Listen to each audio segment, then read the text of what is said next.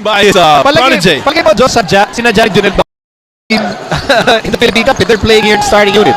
I'm not surprised because if there's anybody here in the POWERADE lineup or in Barako Bulls lineup na kilala niyo yung game ng POWERADE, it's these two guys. 3-point game, POWERADE naghahabol. John Dunn to JV. POWERADE lineup or in Barako Bulls lineup na kilala niyo yung game ng POWERADE, it's these two guys. 3-point game, POWERADE naghahabol. John Dunn to JV. JV fires again. And another miss mula kay JV Casio. Here comes Ronald Tubid. Tubid nagmamadali. Tubid will not pass the... He could be called for a flagrant. Here's that play. Ni Ronald, but I think sumama lang. Yeah, sumama. Nakakapa kasi ito. Binira niya yung paa niya.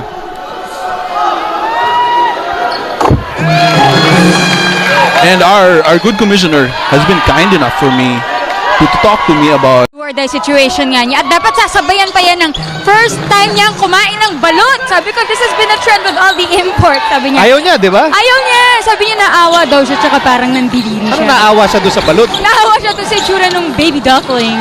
That's why you eat the balot at night.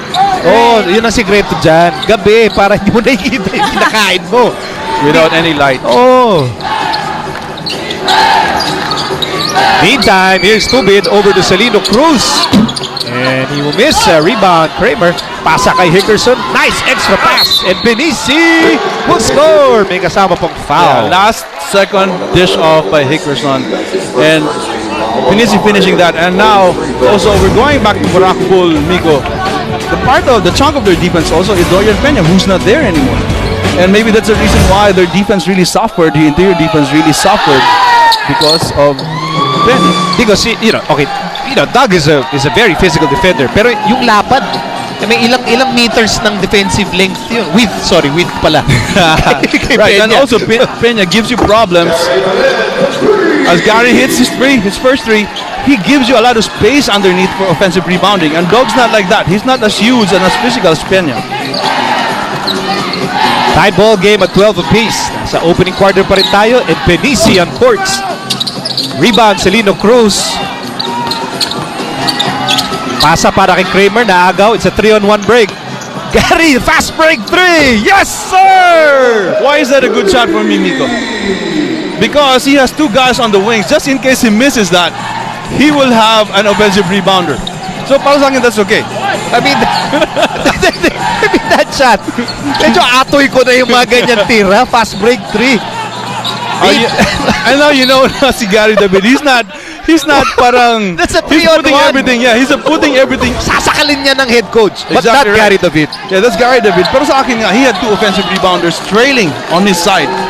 So just in case, your chances still for missing that and then getting the offensive rebound if he misses. If you try to do that in college, Yeah. makatanggalin ka sa team. right at that very moment. Here's Sneed. Sneed fires a 3. Yes, sir! And POWERADE opens up a 6-point lead. Score natin 18-12. At halos nakakalahati na tayo sa opening quarter. Timeout muna tayo. Pretty much just like a layup for him at this junction. Meantime, Hickerson, hinahanap si Lino. Binalik kay Hickerson. Shot clock down to 9. And that's a blocking foul laban kay Sean Anthony. I thought Sean Anthony played him really well that time, but the problem now is that if you flop, the referees are not going to call any fouls on an offensive foul. The player should know that by now. Just hold your ground. Hickerson is a very explosive import. Mga kilos ito talagang one-on-one basketball, and you really notice every move. At masusubaybayan na ang PBA sa Action TV International, sa Middle East via Orbit Showtime Network, sa Europe via OSN TV Tomorrow, at sa Guam via MCV Broadband. So tandaan, PBA UFL sa Action TV International. First quarter continues, and Gary extricates from Ronald Tubid, and he misses the 3. Rebound, Kramer. They really want to set up Gary on those plays, and they know right now that Gary has a hot hand. So siniset up nila si Gary for those 3-point shots. Hickerson kumawala. Takes the layup, got away from the defense of Sean Anthony. And it's all been one-on-one for Hickerson, and you cannot see anybody else performing right now for Barako Bull. And you know what? You don't know how long Hickerson will be doing this. I don't think he can do this the whole game. Anthony. Blocked by Hickerson. That's another rebound para kay Doug Kramer. Bounce pass to Tubid. Tubid stops and pops off the glass. No go! Sneed. JV inside Anthony. Nice pass mula kay JV Casio. And noticing Hickerson also in that situation, it was like he could have gone straight to the basket, Migo. Pero sa tingin ko may pinagalitan na ni Coach Junel to be a little bit more parang team-oriented. Pumasa ka naman. And I think he had the same problem with Zach Graham.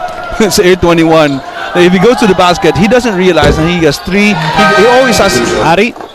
Kapal.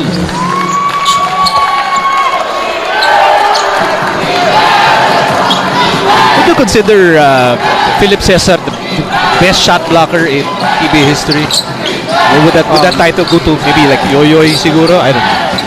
Yeah, I think Or you should Jerry. consider, you Jerry. should consider Philip Cesar as one of the best shot blockers because he's got really long arms and excellent timing. Shot blocking is all about timing.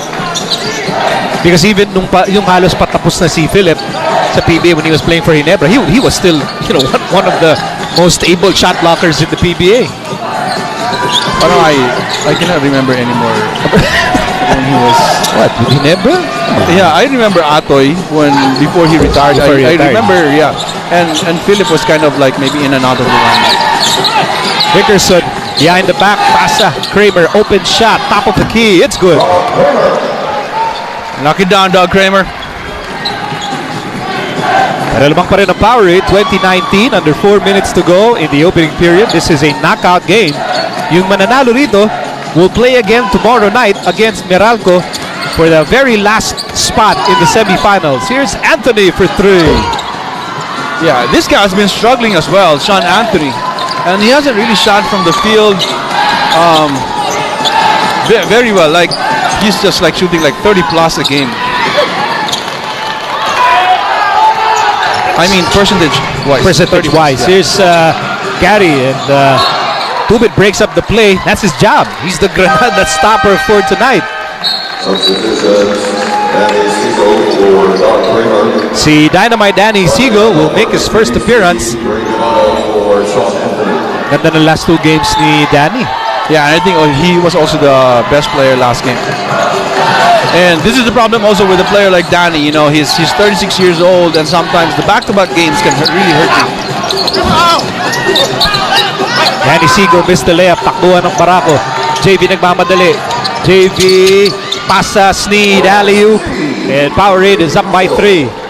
I thought JV was looking for a foul that time, going to the air. And nung nasa air na siya, na-realize na walang pumito. Buti na lang nag-trail sila Omar Sneed on sa play na yun. Ron Aliado also in the game for the first time para sa Barako. Here's Tubit on the right side. 2.5 remaining sa opening quarter. Hickerson against Ray Guevara, also first time in the game. Siegel fakes a 3. Dynamite makes a move. Drop pass para kay Aliado. Natapik. That's a shot clock violation against Barako Bull. Buti na lang, naubusan ng shot clock. I thought like di nila alam kung kanino yung possession ng bola na yun. Time out muna tayo. They knew na parang sobrang ganda ng chemistry ng team na yun, and nobody really expected that they would overachieve in that conference. Last 2 minutes of the opening quarter. Nick Velasco, the comebacking veteran para sa Powerade. Romel Aducol, another veteran on this team. Fafa Ray Guevara fires and misses. At yung bola napunta kay Hickerson. There are 2 minutes to go in the first. And that's a preemptive foul given up by JB Casio. Medyo may extra motion pa dun si Leroy Hickerson. First personal laban kay JB. Unit on the floor, Celino Cruz, Don Aliado, Leroy Hickerson, Danny Siegel, and Ronald Tubit. Siegel goes right. Pasa Hickerson. Hickerson for 3. Yes, sir! We're seeing a little bit more ball movement dito sa Barako Bull, which is really good. And then, ang problema lang kasi if Hickerson gets the ball at the instant, sa umpisa pa lang, hindi niya na ipapasa, then their offense stagnates. Itong nangyari dito, hindi na umpisa sa kanyang offense. Back-to-back misses by Guevara. Velasco. There's the energy of Ray Guevara. Gary for 3. Wow, so that offensive rebound by Guevara was huge, resulting in a 3-point shot by Gary David. So 13 points para kay Gary David. And it's a 3-point game para sa POWERADE. Under a minute left dito sa opening quarter. It is Knockout Tuesday dito sa PBA on active. Shot clock down to 5. Hickerson against Guevara. Hickerson lost it. Casio. It's a 3-on-1 break. In a case of overpassing. The problem there is that they had no spacing in the first place. And then JB Casio going down. He was looking for Gary David, but Gary David was on the other side. And Ray Guevara was in the middle. So turnover laban sa POWERADE. Missed opportunity on the 3-on-1. Willie Miller is now in the game kasama si Sandy Salvacion para sa Barako. They're down by 3 dito sa mga nalalabing bahagi ng opening quarter. Miller on the left side against Velasco. Advantage, Willie Miller. Miller, atake, basket is good. Yeah, he should be able to take advantage of this mismatch on that switch by Nick Velasco. You know, not bailing out for a jump shot, because the last thing you want to do if you have a big guy switch on you is take a jump shot. 8 seconds remaining in the opening quarter. And yung Barako has a foul to give. Binigay naman kagad ni Don Aliado his first personal. So Gary will sit down after scoring 13 points in the opening quarter. Si Lord Tugade ang papalit sa kanyang pwesto. 5 seconds remaining in the first. JB Casio for 3. Oh, JB Casio is trending right now. So he played last game really well. 1 second remaining. A block by Adungul. Oh, there's a foul. There's a foul against Romel Adungul on that last drive. Wait, that against Tugade. It was committed before. Si Lordy reached in. No, I think it was JB. It's Tugade, yeah, Tugade. So 2 free throws para kay Willie Miller. Only 3/10 of a second remaining. Dalawang play na yung Migo ang na-miss ng POWERADE.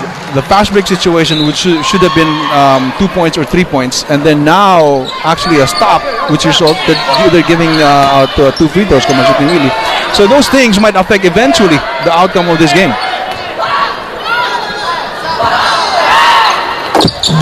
No problems in the free throws para kay Willie. And the opening quarter ends. Lamang ang POWERADE 28-26.